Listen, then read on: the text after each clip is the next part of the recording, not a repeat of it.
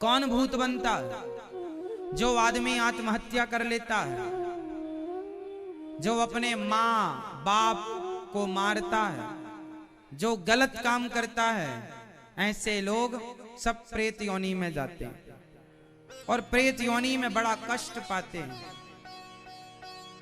बहुत कष्ट पाते हैं। भूत धुंधकारी जब प्रेत बना तो वो किसी बड़ा कष्ट में था। प्यास लगी है पर पानी कैसे पिए, भूख लगी है पर खाए कैसे। अच्छा, प्रेतों को भी ना प्यास लगती है, पर उन्हें पानी कौन सा चाहिए? तुलसीदास जी की कथा सुनी होगी। तुलसीदास जी जब शौच करने जाया करते थे ना, कमंडल लेके, लोटा लेके, तो शौच का बचा हुआ जल एक बेर का पेड़ था, बेर, उसके जड़ में डाल देते थे। वहां एक प्रेत रहता था, तो वो शौच का बचा हुआ अशुद्ध जल पीता था, क्योंकि भूत प्रेत ये अशुद्ध चीजें खाते पीते हैं। जैसे आप लोग भोजन करने बैठते हैं ना, तो भोजन करते हैं थाली में, जो आप कई लोग ना खाते हैं तो गिरता जाता है, ऐसे राक्षसों टाइप का खाते हैं कि बहुत सारा तो गिरता है। जो आदमी थाली से खाने के बाद जो गिराता है ना, उस बचे हुए तुम्हारा जूठन गिरे हुए अन्न को खाने वो भूत प्रेत आते हैं। जिसके घर में जूठन गिरता है, बचता है, उसके घर में निगेटिविटी ज्यादा होगी, क्योंकि वहां उसको खाने पीने को मिलता है। जो लोग शौच करने गए, शौच करके आए पर नहाए नहीं, तो वो जो पानी पीता है, जो शौच करने गया, जैसा कि आप शौच करने गए और आप नहाए नहीं, और आप आए और आपने पानी पिया, और आपने पानी पिया गिलास में और थोड़ा सा पानी बच गया, वो बचे हुए पानी को पीने प्रेत, भूत प्रेत ऐसी गंदगी चीजें पीते हैं, खाते हैं। जूठा अनाज गिरा हुआ खाने से, ये सब चीजें खा के वो अपना गुजारा। इसलिए जो लोग, इसलिए हमारे बड़े बुजुर्ग कहते हैं सात्विकता से रहा करो, शौच करने जाओ तो नहाओ, ताकि तुम्हारे पीछे ये प्रेत का मतलब, भूत का मतलब नेगेटिविटी, नकारात्मकता, नकारात्मक एनर्जी, ये तुम्हारे पीछे ना पड़े। इसलिए कहा जाता है नहाया करो शौच के बाद, लघु शंका जाया करो तो 4 कुल्ला किया करो, हाथ पांव धुला करो। ये ऐसे नहीं कहा जाता, इसके बहुत बड़े साइंटिफिक रीजन होते हैं। तो भूत प्रेत ना ये सब खाते हैं। तुलसीदास जी ने, प्रेत वहां रहता था, शौच का जल फेंकते रहे, एक दिन प्रकट हो गया। ये कथा आपने सुनी होगी तुलसीदास जी के सब्जेक्ट में। तुलसीदास जी के सामने प्रेत आया, तुलसीदास जी ने कहा कौन हो? बोले मैं प्रेत हूँ। यहाँ कैसे? बोले तुम शौच का जो जल डालते थे यहाँ पर, वो हम पीते थे और हम बड़े प्रसन्न हो गए, तुमने हमारा पेट भरा, अब हमसे कुछ वरदान मांगो। तुलसीदास जी ने कहा हे प्रेत देवता, तुम भगवान से मिला दो हमें। प्रेत बोला हम भगवान से मिल जाते तो हम मोक्ष ना पा लेते, प्रेत क्यों बनते, पर तुम्हें भगवान से मिलने का उपाय, जब तुम कथा सुनाते हो तो पीछे हनुमान जी आकर बैठते हैं, एक रूप बदल कर, तुम उनके पांव पकड़ लेना, वो हनुमान जी हैं। तुलसीदास जी ने देखा पीछे गंदा सा आदमी आके बैठता, हनुमान जी ने, तुलसीदास जी ने पांव पकड़ लिया, फिर वो हनुमान जी के रूप में प्रकट भये। फिर उन्होंने राम जी का दर्शन कराया वो स्वामी तुलसीदास जी को, वही दोहा गा करके कि चित्रकूट के घाट में भई संतन की भीड़, और तुलसीदास चंदन घिसे तिलक लेत रघुवीर। ये चित्रकूट में घटना घटी, हनुमान जी ने राम जी का दर्शन कराया तुलसीदास जी को। फिर वो रामचरितमानस इत्यादि की रचना गोस्वामी जी ने की। तो क्या अर्थ निकला? ये जो प्रेत हैं, भूत हैं, ये लोग भूखे प्यासे रहते हैं। जो लोग ऐसी गंदगी से रहते हैं उनसे इनका गुजारा होता है। फिर यही लोग, आप गंदगी से रहोगे ना तो फिर वो प्रेत क्या करेगा? एक दिन आपकी तरफ झपट्टा मारेगा, क्योंकि आपके घर में गंदगी है तो वो खाने पीने आता है, तो उसके संग में रहते रहते एक दिन वो चाहता है कि आप भी हमारे पास आ जाओ। तो वो ऐसी प्रेरणा देती है निगेटिविटी, नकारात्मकता, कि आप कई बार ना चाह करके भी आत्महत्या करने के लिए मजबूर हो जाते हैं। इसलिए जैसी राखे शुद्धि वैसी बने बुद्धि, जैसा खाए अन्न। इसलिए थाली में जब भोजन करने बैठो तो पहले भगवान को स्मरण करना चाहिए। हे प्रभु, आपका दिया जो है आपको समर्पित है, और खाओ ऐसे कि तुम्हारे जूठन ना गिरे बिल्कुल। कई लोग तो खाते ऐसे ना, आधा मुंह में जाता और आधा मुंह से टपक जाता है। सबसे निकृष्ट भोजन यही है, थर्ड क्वालिटी के लोग होते हैं वो। कई लोग तो पूरा हाथ तहाँ तक भर लेते, चावल ऐसे खाते हैं, ऐसे आधा नीचे। खाने पीने का भी तो ढंग होना चाहिए, भोजन गिरना नहीं चाहिए, कोशिश करना चाहिए। बच्चों को सिखावे सब चीजें। भोजन थाली में नहीं छूटना चाहिए ज्यादा। आपका जो जूठन है, आप कई लोग कहते हैं कि हम थाली में जो बच जाता है उसे फेंक देते हैं, कोई खाता है। वो सब नेगेटिविटी, नकारात्मकताएं आपके पीछे लग जाती हैं। भाई, जिसे खाने को मिलेगा फिर वो आपका पीछा क्यों छोड़ेगा? भाई, जिसे खाने को मिल जाएगा आपके पास, फिर वो आपका पीछा।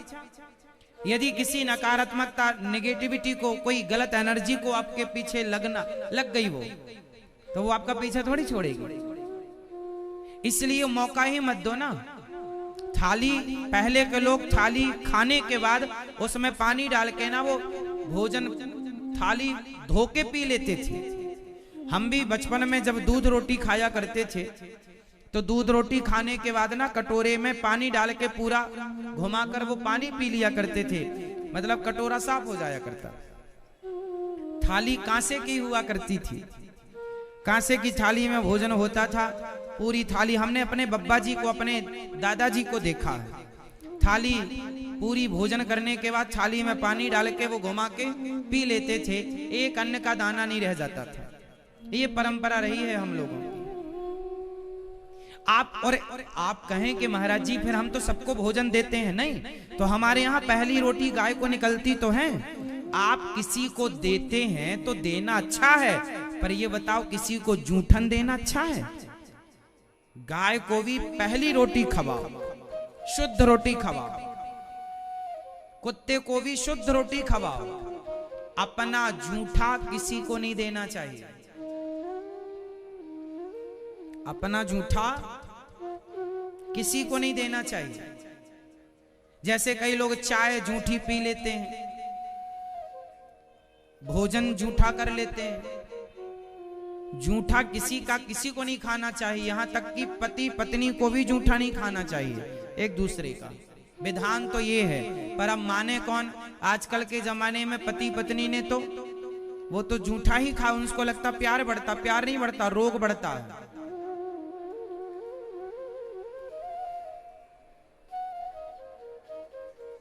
है ना?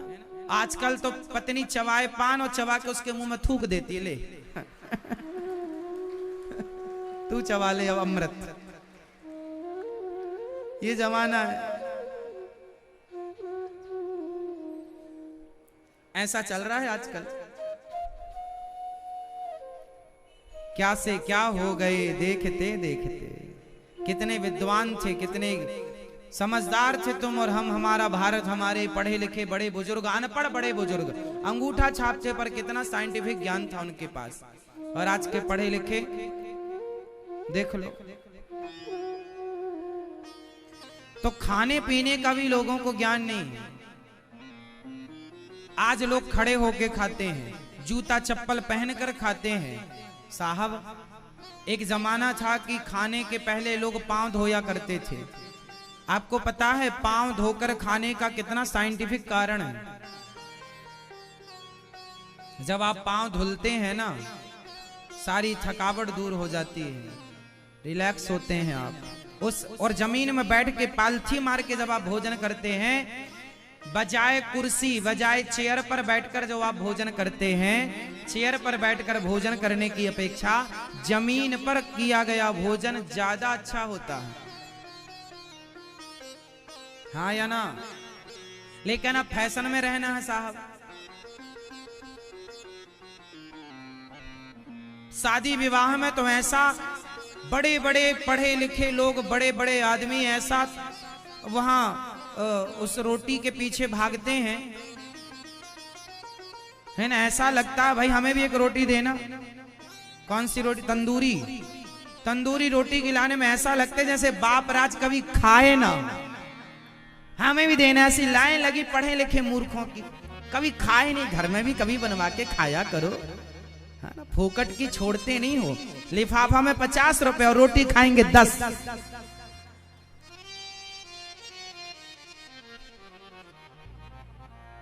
है ना मेरी माँ, ये भी सब्जी दो, वो भी सब्जी दो, ये गुलाब जामुन दो। शादी विवाह में जितना आइटम खाने का होता है ना, आप सारा खाते हैं, भले मर जाए खा के, पर 50 रुपए दिया, 100 रुपए का लिफाफा वसूल पूरा करेंगे, भले मर जाए।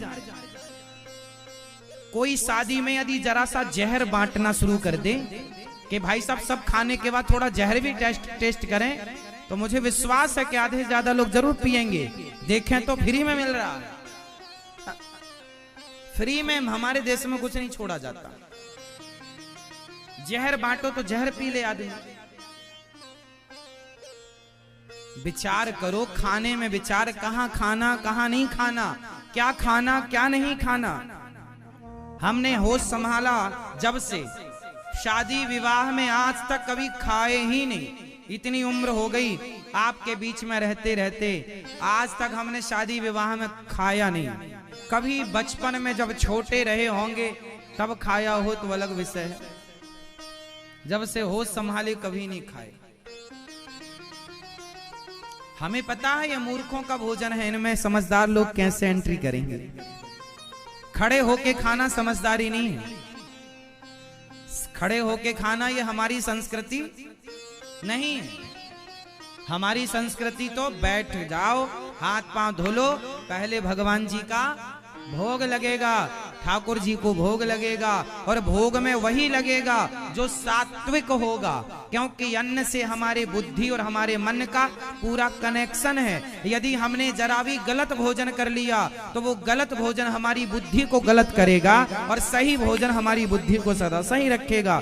अब आपको ये डिसाइड करना है कि आपको अपनी बुद्धि को सही रखना है या गलत।